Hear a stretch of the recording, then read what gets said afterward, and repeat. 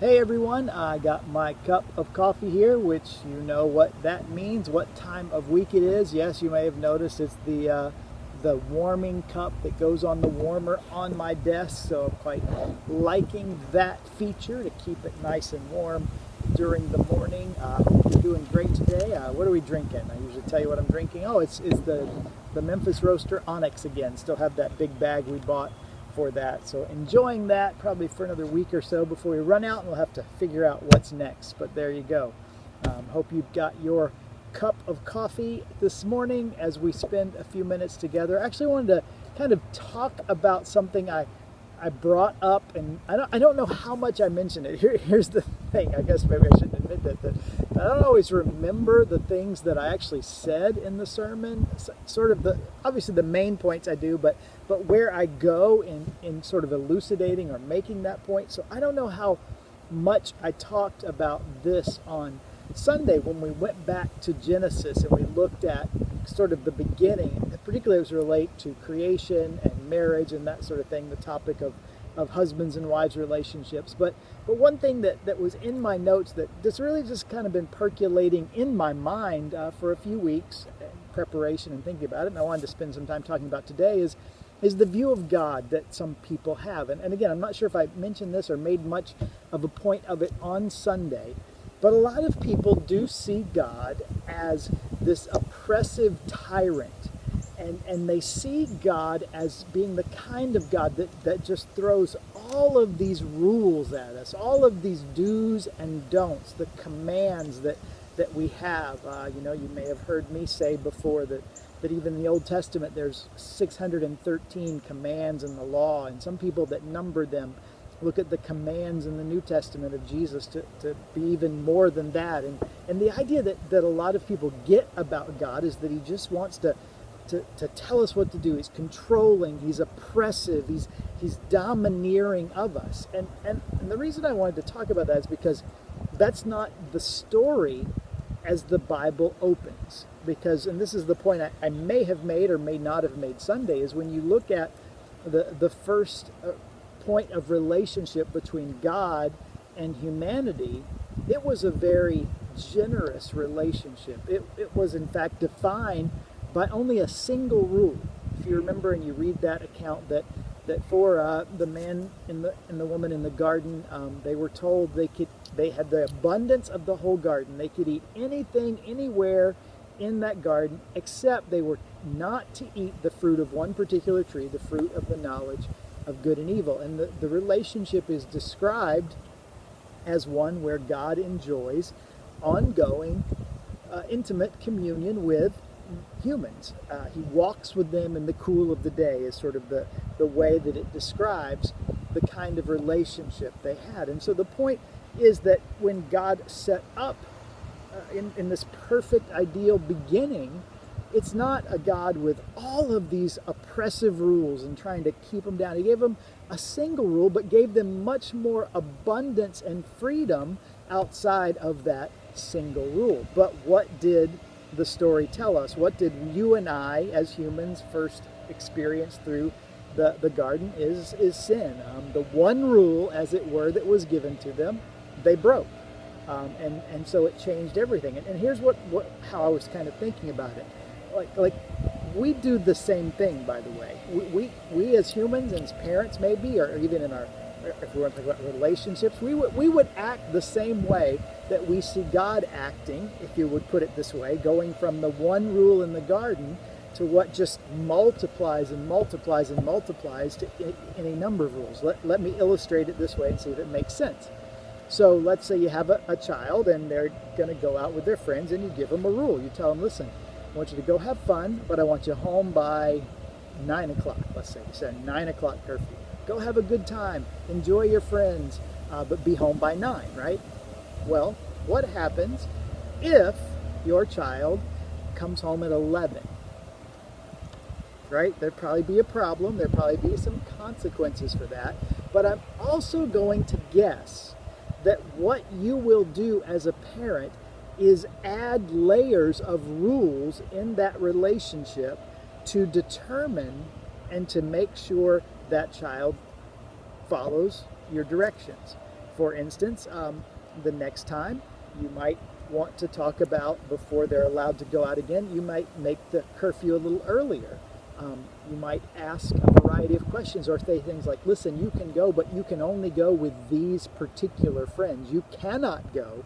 Do with these friends, don't with those friends, right? Another layer of rules. You might put limits on where they can go. Listen, you can go to their house if their parents are there, but you can't go just here, there, yonder, or to another friend's house with no parents present. What are you doing? You're layering rules, right? Isn't that what you're doing? You went from one rule, be home by 9, to different levels of rules, to more intense rules, because of the fact that there was straying from the initial rule. That's in some ways, and it's not the perfect analogy, I understand that, but it's maybe helps us see what happens in Scripture, that as Adam and Eve in the garden break the one rule they're given, then comes the rest of the law, the first 5 books of the Old Testament, that adds layer after layer after layer, restriction after restriction, do's and don'ts of rules. Now here's where I want to end up. Here's where I want us to go. Because, see, we see that, and as I started, a lot of people see God as if these rules are just this incredibly oppressive, mean, domineering God. First of all, ignoring the reason, like we've just talked about, that these rules came out of the fact that there were rules that we didn't keep, and I'll spare us that kind of in-depth discussion about how all of us at some level have problems with sin. All have sinned. All of us at some point have broken the rules, even if we just take the 10 rules, the 10 commandments of God. And I've used this analogy or this illustration earlier. Have you ever, we don't do this anymore, but years ago we'd copy CDs or download music off different sites. Maybe that's a form of stealing, or sharing a Netflix password with someone just so they wouldn't have to pay for it. These are all things that we do that would break those 10 rules. We say things that aren't true, even if they're little white lies. Thou shalt not lie. It still says lie in the name, so even little white lies would. So we understand that there's lots of things that we do that would go against the rules, and so because of that, the rules kind of multiply. But here's what I want us to see about God, and this is how I want to combat the way some people perceive God and say he's just oppressive. What we find in the midst of this story of the Old Testament, namely the Old Testament law, the first 5 books, the Torah, where these rules sort of multiply, is something taking place that we can often overlook. And it really centers around the book of Leviticus, which gets probably a lot of bad press. I actually Googled, just out of curiosity, why is the book of Leviticus so? And saw, kind of the predictive results. And number 1 answer, long. Number 2 answer, boring.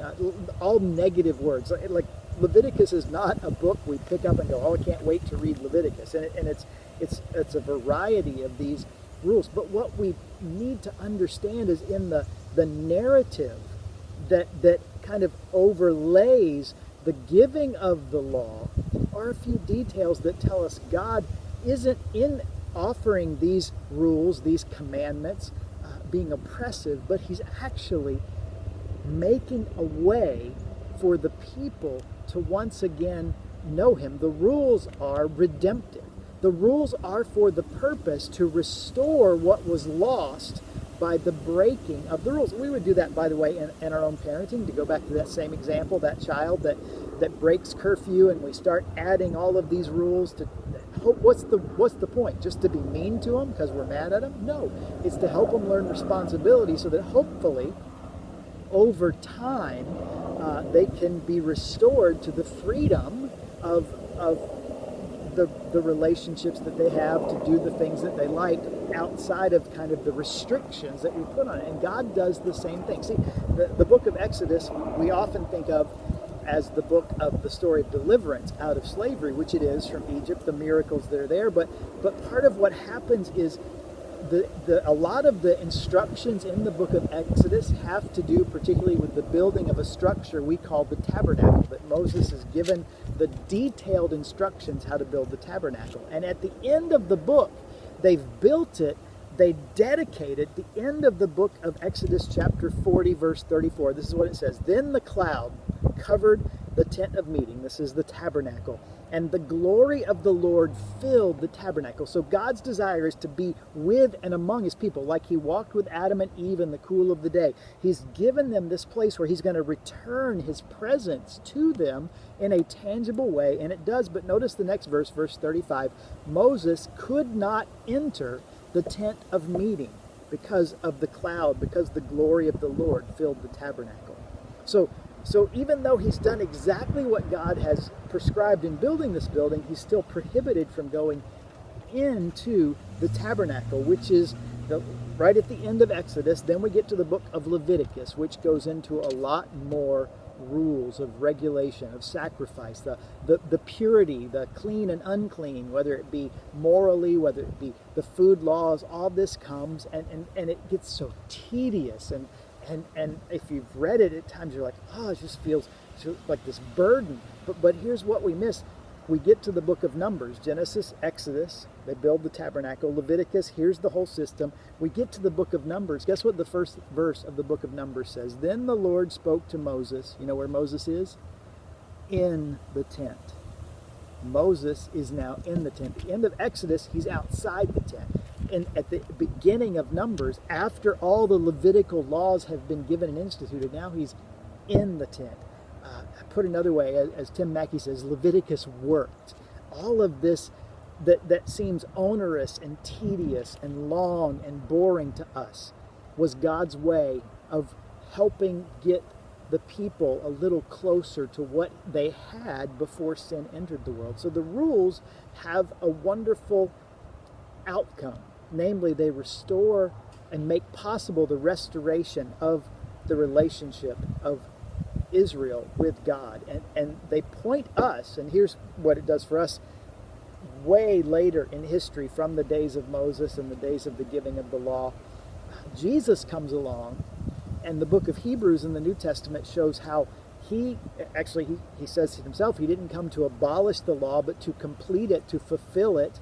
And he sort of perfects it even, and makes it possible now for us to have restored relationship with God, so that we don't need a tabernacle with all the rules to build it, but now we are the temple. We are where the Holy Spirit of God can be, because Jesus has done what he has done. And so I just, as I was thinking about that, I just wanted to spend a few minutes. I hope that makes sense. I hope that helps us, because what I want us to understand, and what I hope people can understand, if they'll allow what God reveals about himself to sort of sink in, is that God isn't that oppressive, angry, loves to give us rules, loves to kind of keep us under his thumb. No, even what he gave in the Old Testament, and ultimately what he perfected and completed and kind of capped off in Jesus, made a way to return us to the state where we're in intimate relationship with him.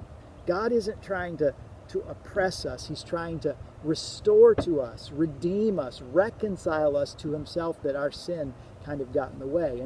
And so if we just look through the lens, even in the Old Testament, of what was accomplished, it's actually, the book of Leviticus is revolutionary in that way.